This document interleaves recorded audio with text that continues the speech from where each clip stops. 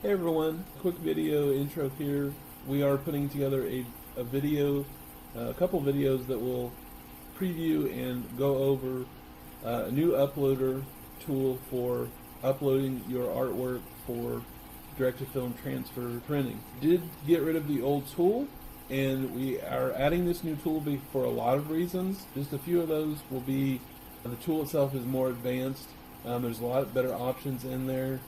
We'll go over that in the video, but you'll see that there's a lot of things that are greatly improved from our prior uploader. And then on the other side of it, we are going to be adding a few more sizes for layouts as well. That was easier to do with this new tool. Another thing is we're going to have the option to use some artwork that we're going to load, and we're going to continue to load artwork in there that you'll be able to pick from and bring those in with any other artwork that you load.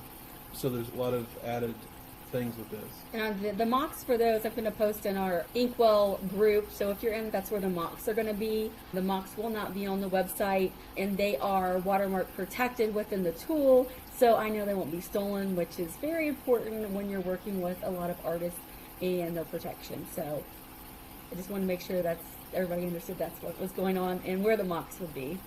Yep. So overall, we're putting videos out so that can be a direction for you as you start with the new tool. If you've been with us for a while with transfers, or if you're new to ordering transfers, this will be the start from the fresh anyway. Make sure if you do have questions and they can't be answered from the video itself, get in touch with us by email, phone calls, text, whatever. That information's on the website, how to get a hold of us. And we'll try to work through anything you have from there. But hopefully the video will handle most questions and just get everybody where they need to be. But if not, get in touch with us. All right, so we're going to move on and start off with the tool. So make sure you're paying attention and let us know if you have any questions. So when you're at the front of our website, right now it looks like this. I also have this little strawberry design. It says use designs in our DTF game builder, which I'll talk to you more about that in just a second. But I'm now able to add designs safely and that you can use them without fear of them being copied. So that's cool, but we'll talk more about that in a minute. So it says new DTF game sheet builder and build a game sheet now. So you're going to click on that, and it's going to take you to the actual listing. In the listing, you're going to see we have 3 different sizes. We're probably going to be adding a few more, which we can do now. Our other tool really didn't let us have flexibility on changing too much of that. So that's something that will be in the near future. As far as this, it doesn't really matter what you click on from the beginning because you can change it in the tool now, which is super important. Because sometimes you'll get building, you're like, oh, that's not big enough. I needed a bigger size. This will change right in the tool for you. So I'm going to go ahead and start out with the 22 by 36 and switch it if I need to. So then I'm going to hit build your own game sheet. So this is what it looks like. I already had some stuff saved. I'm going to get rid of it and just start fresh for you guys. I'm not sure why it came back up. Because I think it keeps everything in there until you save and add it to the cart, or you save the file itself. Yeah, so it does remember a little bit. It's always best if you come over here. See, mine says unknown, but if I sign into my Inkwell account, it's going to remember all of your stuff, and that's very important. It does remember right now based on computer, but I don't know how much it remembers. Obviously, if you log into your account, it's going to remember what's going on. So, yeah, I do have an account to test with, so I logged into mine and logged in it, and then I've saved stuff. So that is all connected. So we'll go ahead and check that as well. Okay, so we have some choices over here. You have upload image, which is when you go to your computer, and I have a lot of stuff, and you upload your image. So I'm going to upload this little croquette bow right now, and we'll talk about what to do with that next. Your other thing is going to be from my images.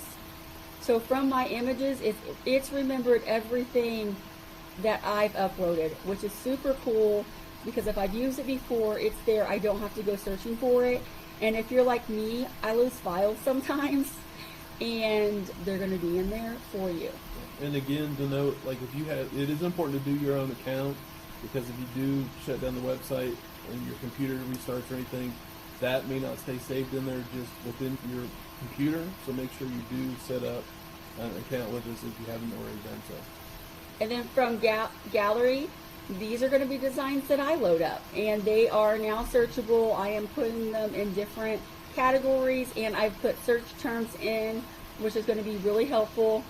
If you notice, these have a watermark on them to protect them, because these are images that I have, but the watermarks will not be printed, but you could still use them. So I'll go ahead and add one over here. I'll add this one right here. Actually, I'm going to add another one real quick, just so I can show you something else. So this one, this broad one. All right, so here's the cool thing.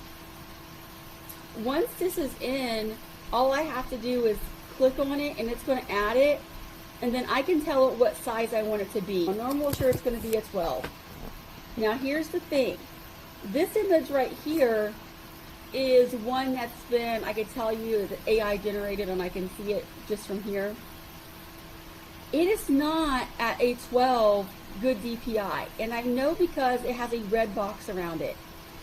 Over here also tells you your resolutions. Green is really good, optimal 300 DPI. The orange is also okay, 250 DPI. This right here, red, is bad. This is going to not print nicely.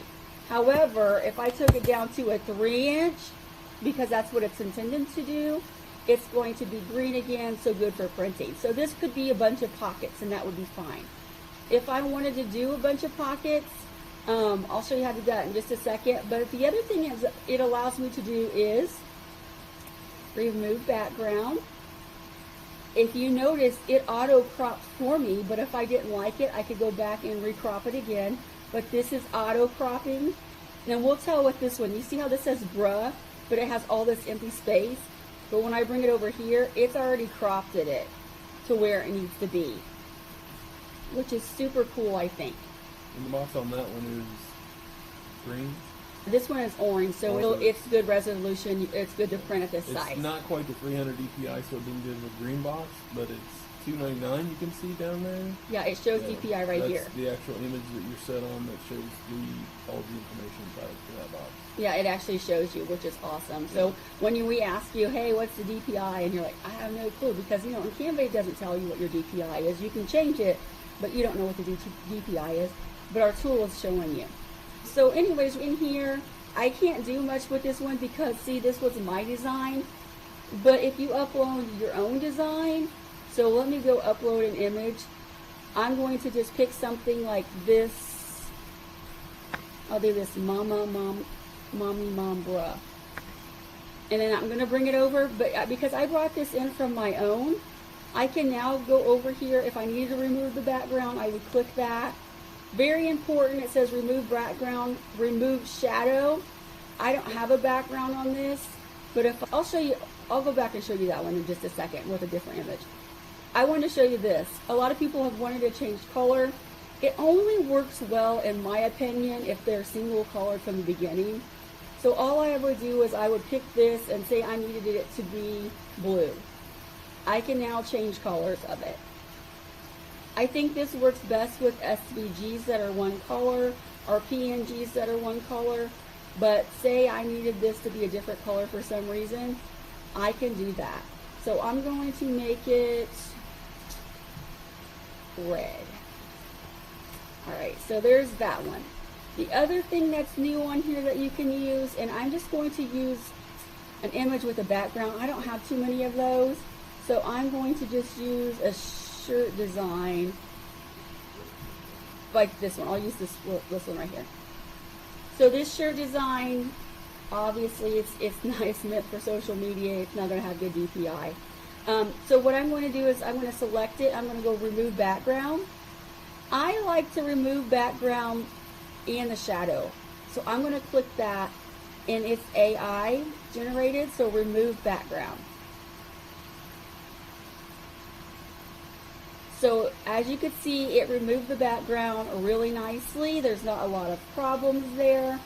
You can remove by color, you can remove all black. So maybe you have a design that's got a lot of black in it and a lot of other colors, but it's going on a black shirt. So you don't want it to feel so stiff, so you remove some of the black, that's fine. Remove all white. As always, you guys need to make sure that this is exactly what you want it before you printed it, okay? So if you're not comfortable using this tool, use whatever tool you were using before. But now you can do it right into our tool, which really makes it nice. And if you're not happy with it, you just revert it. So I'm going to keep it because for me that looks really good. And so that's how that works. Yeah, I think one thing to know with the background removal tool, we have not tested this on more detailed images. So when you get down to having a lot of edges and a lot of details, any gradients or anything like that, we don't know how this tool is going to handle that type of background removal. So if you have another tool for background removal that you're pleased with, do that and then bring your image in to the uploader that way, because you would be gambling it with this tool as prior. I think the background removal tool in our new tool here is a better quality, but it's definitely not like removing your background in an actual artwork software. And maybe even where on some backgrounds you're having to manually remove a background.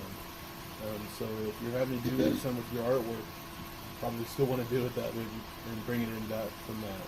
Yeah, and I don't personally have a lot of artwork with backgrounds, but we understand that it does happen, especially if you're working with a business and they want their logos. It seems like if they've had their logo, honestly, for over 5 years, a lot of them have the background, or they just weren't made correctly in the beginning. We understand your frustration with that, and hopefully this tool helps you, and that was just our goal with it. It is one of our #1 requested things, and they're all just a hit or miss. Even when I do it, I do mine in Adobe and Photoshop, and sometimes this is very tedious work, and so you have to think about that. This is AI, but a lot of times it's just tedious work that I have to do, and that's just the way that it is when you're dealing with art of any kind.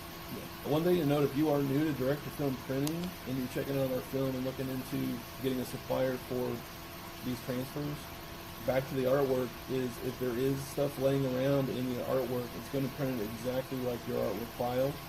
And if there's stuff connected, white or something connected to the other artwork that you need to use, it's not very easy to cut away or anything.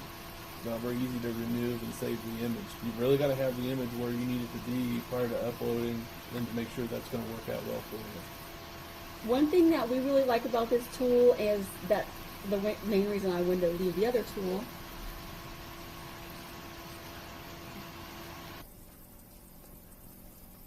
So if you go over here, the really cool thing is if you have something that's white, now if you go to settings, you can change the background if you need to, and that's okay because it won't be printed. It'll print with a clear background, but you do have these color changes now, which is nice. If you don't like the lines or see the overlapping, you can get rid of that stuff. That's up to you. I personally think it's important to keep it though. The other thing is you can make it a lot bigger than what you used to be able to. You could change it to 100% if you want to say you want to look really close, or you could just 100%, I can't find what I'm looking for, but here you go, you can make it really close. Or if you need to just go back, you just click this and it'll go back to the original state. Like I was saying, if I just had these and I'm like, oh, I don't need a 22 by 36, I can go up here and change it now to 22 by 12. Obviously that's not going to work. But like I said, over here is where you would change the sizing. You could also say I need more of these. I could just go down here to duplicate. And it's going to make me another one. Same thing with this, duplicate. And you can go up to the file itself over to the left there and just change the quantity of that. Yeah, by clicking on it as well. If there's something you don't want, again, I'm saying this because it took me forever to find it. You can click on it and hit the trash can up here to delete. Up here, like normal, you can take things, you can turn it over, you can make it bigger, make it smaller, whatever you need to do. But make sure you are paying attention to these lines if you do make something bigger, just to make sure you're not in this red bad resolution. Like I said from the beginning, that was made to be small for social media. One thing to note about your artwork coming in, you do not have to do any flipping. This is what you're talking about You'll be able to move things around. You can flip it right and left, but not. Yeah, but as far as like bringing your file in, you don't have to flip it for printing because our system auto flips it because it's a transfer. So just bring it in as is. You should be able to read, or it should be legible if it's letters over there in your preview. Just don't flip any images. Most of you watching this probably know that, but throw it out there just in case. Alright, so just like normal, you would go ahead and finish filling this up, and then you can save it.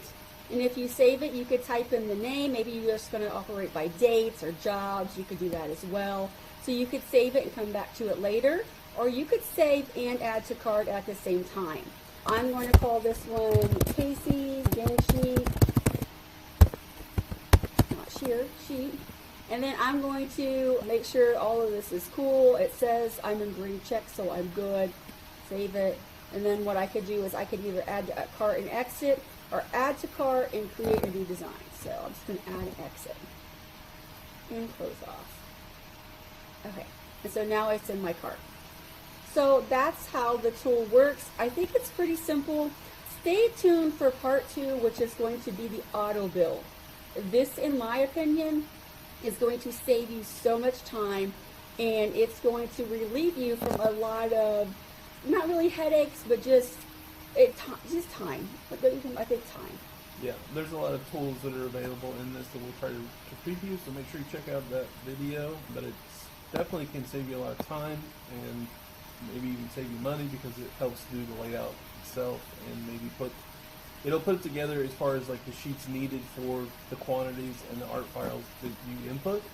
Time saver / probably save you some money in some situations. Yeah. All right. Thanks for joining us, guys. Thank you.